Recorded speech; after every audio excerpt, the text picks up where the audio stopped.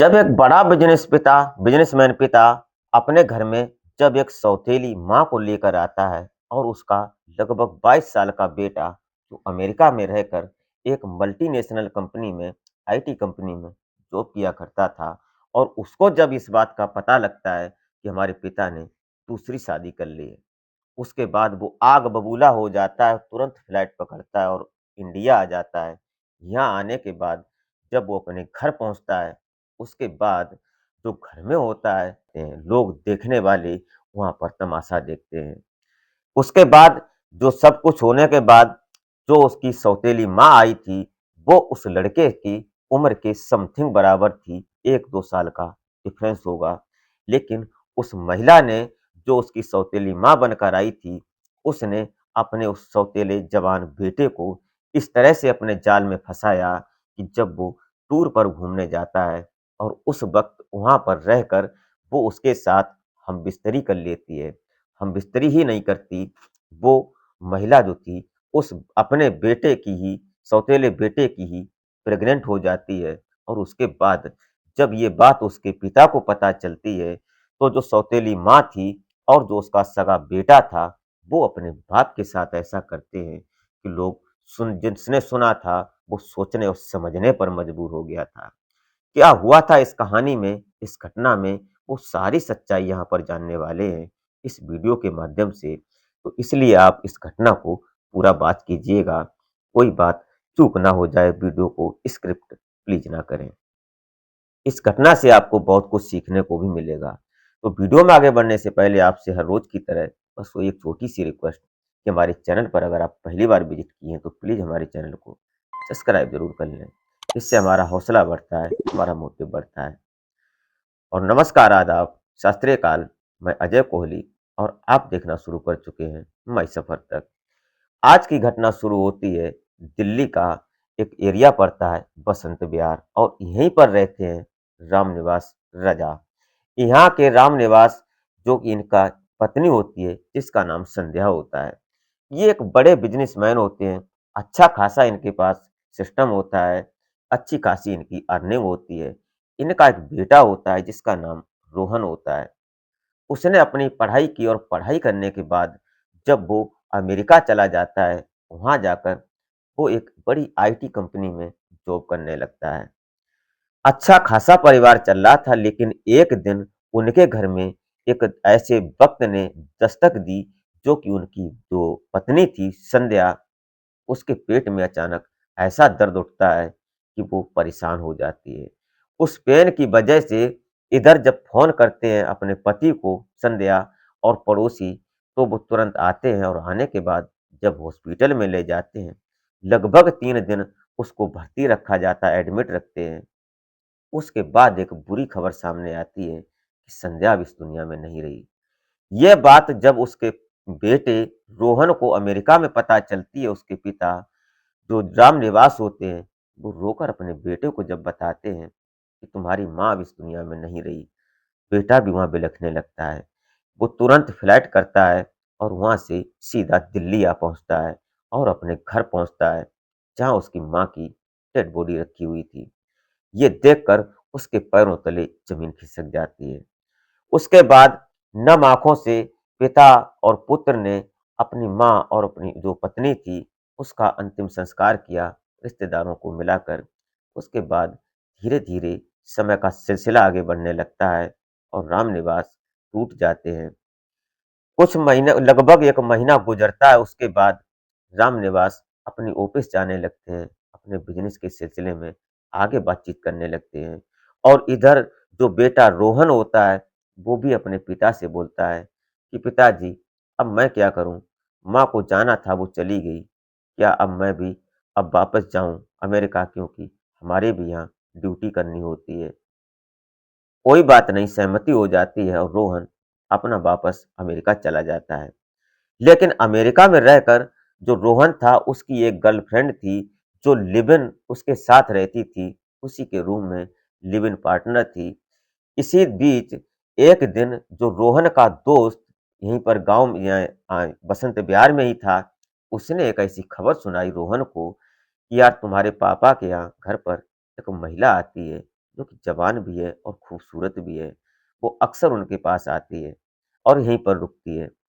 ये बात सुनकर रोहन के पैरों तले ज़मीन खिसक जाती है, वो सोचने लगता है कि अपने पिता को मैं कैसे समझाऊँ? वो फ़ोन कर अपने पिता से पूछता है तो उसके पिता रामनिवास सारी बात घुमाकर उसको सजरा समझा देते हैं कि ऐसा कुछ नहीं है, वो हमारी सेक्रेटरी है, वो आती है काम के सिलसिले में। लेकिन कुछ दिन बाद ये पता चलता है कि जो उसका दोस्त था रोहन का, वो सारी डिटेल्स रोहन को ये बताता है कि तुम्हारे पिता के साथ मैं वो जो महिला आती है, वो अक्सर घर में ही रुकती है और वो कई एक दिन तक रुकती है। ये बात सुनकर रोहन के माट काटो तो खून नहीं, वो बड़ा परेशान और आग बबूला भी होता है। करूँ तो क्या करूँ? वो बिना बताए, बिना इन्फॉर्मेशन दिए हुए अपने पिता रामनिवास को फ्लाइट पकड़ता है और सीधा दिल्ली आ पहुँचता है। जब घर पर आता है, तो उस वक़्त जब वो घर में एंट्री कर रहा था रोहन, उस वक़्त जो महिला थी, वो उस घर में कपड़े धो रही थी, जिसका नाम सुप्रिया होता है, उम्र जिसकी 23 साल की होती है। अब सुप्रिया जब कपड़े धो रही थी, ये देखकर रोहन अपने पिता पर झल्ला जाता है और बहुत उल्टा-सीधा बोलता है। तब जाकर रामनिवास सारी बात बताते हैं अपने बेटे रोहन को कि देखो, तुम्हारी माँ मुझे छोड़कर चली गई, लेकिन तुम अमेरिका चले गए और फिर मैं घर पर अकेला रह गया। मुझे कोई सहारा चाहिए था, इसलिए मैंने इसको रख लिया और इससे शादी कर ली। ये सुनकर रोहन अपने पिता को बोलता है कि तुम्हारी ये उम्र अब ऐसी नहीं कि तुम दोबारा शादी करो, तुम्हें बहू लानी चाहिए थी, न कि पत्नी लेकर चले आई तुम। लेकिन रामनिवास बोलते हैं ऐसी कोई बात नहीं, आराम से रहो, कोई दिक्कत नहीं। लेकिन जो ये रोहन होता है, वो उसको सुप्रिया कहकर ही बोलता और घर में जब रुका, उसके बाद रामनिवास ने पूरी कोशिश की कि जो उसकी पत्नी सौतेली जो थी सुप्रिया और उसके बेटे रोहन में कंप्रोमाइज़िंग हो जाए, दोनों आपस में बातचीत करने लगें, मिलने लगें, एक-दूसरे का हाथ का खाना खाने लगें, लेकिन ऐसा होना असंभव था। तभी जब रुका वहाँ पर रोहन, तो उसने अपने पिता को बोला कि अब ऐसा करो, बहुत दिन हो गए और मैं अब चला जाता हूँ, थोड़ा घूम कर आता हूँ, थोड़ा दिमाग फ्रेश हो जाएगा। तो शिमला जाने के लिए उसने अपने पिता रामनिवास को बोला। उसने कहा चले जाओ और इधर जो सुप्रिया होती है, वो सारी बात सुन रही थी। उसने अपने पति रामनिवास को बोला कि क्यों ना बेटे के साथ मैं भी सोच रही थी कि शिमला घूम आऊँ। ये सुनकर जो रोहन होता है, वो झल्ला जाता है कि मैं तुझे तो कभी लेकर नहीं जाऊँगा। लेकिन ये बात ज़्यादा देर तक रुकती नहीं और जो सुप्रिया होती है, वो उसके ऊपर इस तरह से डोरे डालती है कि वो उसको साथ लेकर चला ही जाता है शिमला। शिमला जाते हैं, लगभग 1 हफ्ते का टूर था और जब 2-3 दिन गुज़रते हैं, उसके बाद सुप्रिया और ये रोहन आज रोहन कुछ ड्रिंक्स लेकर आता है तीसरे दिन और वो अपने टेबल पर बैठकर जब ड्रिंक्स करने लगता है, उसके बाद सुप्रिया भी आती है और उसको बोलती है कि ये सब क्या कर रही हो, ये तो गंदी आदतें हैं। तभी उसके ऊपर नशे का सुरूर होने लगा था। रोहन बोलता है कि तुम भी करके देखो, बड़ा आनंद आता है। सुप्रिया और रोहन दोनों आपस में बैठकर ड्रिंक्स करने लगते हैं और कुछ खाते-पीते भी हैं। जब वो बॉटल खाली हो जाती है, उसके बाद दोनों में कुछ अलग होने लगता है और जब दोनों एक ही बेड पर सोते हैं, उसके बाद दोनों हम-बिस्तरी भी कर लेते हैं। जबकि रोहन ने एक राउंड किया, उसके बाद ये समझ जाता है कि हमारी ये गर्लफ्रेंड नहीं है, जिसके साथ मैं लिव इन में रह रहा था, लेकिन ये हमारी सौतेली माँ है, जिसका नाम सुप्रिया है। उसके बावजूद भी वो नहीं रुकता और वो बराबर ये सब होता है। अब लगभग 1 हफ्ते वो रुका था, 5-6 दिन जो बचते हैं, उनमें दिन में हो या रात में, जब वो चाहता, वो पति-पत्नी की तरह रहने लगते हैं। उसके बाद दोनों में इतने प्यार हो जाता है कि जो रोहन होता है, वो चाहने लगा था सुप्रिया को कि अब मैं तुम्हारे साथ ही शादी करूँगी और इधर जो उसकी गर्लफ्रेंड थी अमेरिका में, वो एक दिन वीडियो कॉल करती है और बोलती है कि कहाँ पर हो तुम? अभी तक वापस नहीं आई। तो इधर रोहन बोलता है कि घर में कुछ ऐसी मजबूरी है, उसके चलते मैं घर पर रुका हूँ और फिलहाल मैं शिमला घूमने आया हूँ। हम अपनी माँ को साथ में लेकर आए हैं, जो हमारी माँ सौतेली है। लेकिन उधर उसकी जो प्रेमिका थी, जो उसकी गर्लफ्रेंड थी, वो बोलती है कि तुम तो बोलते थे कि उसके साथ नहीं जाएँगे और फिर तुम उसके साथ कैसे हो गए? लेकिन ये बात वो बोलता है कि अभी कुछ नहीं। रोहन और उसकी गर्लफ्रेंड की काफ़ी झल्लाहट होती है, नाराज़गी होती है, उसके बाद फ़ोन कट हो जाता है। जब ये वापस आते हैं उसके बाद लगभग 1-2 महीने और रुकता है और उसके बाद जब रोहन वापस चला जाता है, उसके बाद पता चलता है लगभग 4 महीने के बाद कि जो सुप्रिया है वो प्रेग्नेंट है। जब डॉक्टर के पास ले जाया जाता है, वहाँ जब उसका ट्रीटमेंट होता है, जो चेकअप होते हैं तो पता चलता है कि 4 महीने की प्रेग्नेंट है। अब इधर जब ये खुशी सारी उस रोहन को बताती है सुप्रिया, उसके बाद रोहन वापस आ जाता है। लेकिन ये बात जब उसके पिता रामनिवास को चलती है कि मैं तो तुम्हारे पास गया नहीं, फिर तुम प्रेग्नेंट कैसे हो गई?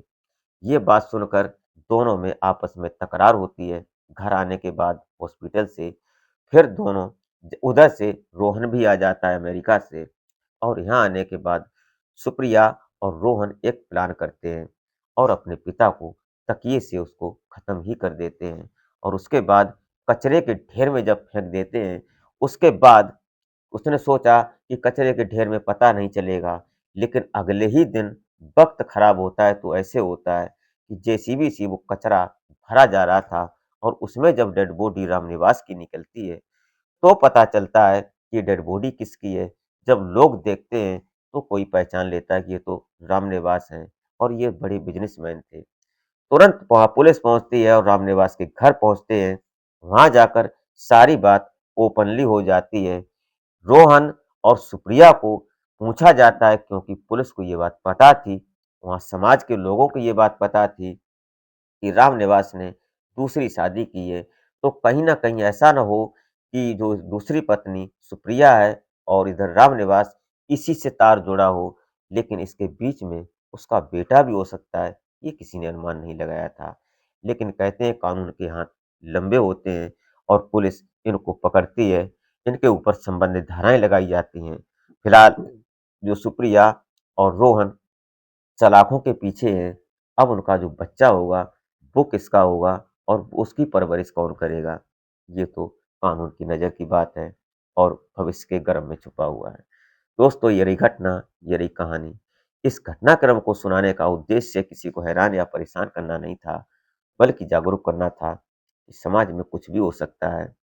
इसी के चलते आप अपना और अपनों का बेहतर तरीके से ख्याल रखें। मिलते हैं फिर नेक्स्ट वीडियो में, तब तक के लिए जय हिंद।